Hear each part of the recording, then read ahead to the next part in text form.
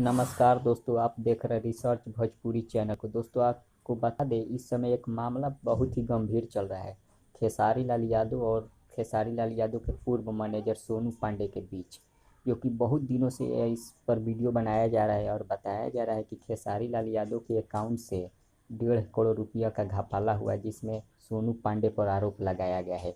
और खेसारी लाल यादव ने अपने मैनेजर को बदल दिया है, जो कि विवेक सिंह को नए मैनेजर बनाए हैं। और ना ही इस बारे में खेसारी लाल यादव कुछ बोल रहे हैं, ना ही सोनू पांडे इसके बारे में कोई बोल रहे हैं। लेकिन बहुत सारे यूट्यूबर लोग हैं जो कि बता रहे हैं सोनू पांडे ने खेसारी लाल यादव का 1.5 करोड़ रुपया का घपला किया है। अब इसके बारे में तो हमें नहीं पता, लेकिन अगर आप सबको पता है तो कमेंट के जरिए हमें बताइए। अगर नहीं पता है तो अब भी कमेंट करिए। लेकिन इसके बारे में आप सबका क्या कहना है, क्या नहीं कहना है, कमेंट के जरिए बताइए। तब तक बने रहिए हमारे साथ। मिलते हैं अगले खबर में, अगले वीडियो के साथ। धन्यवाद।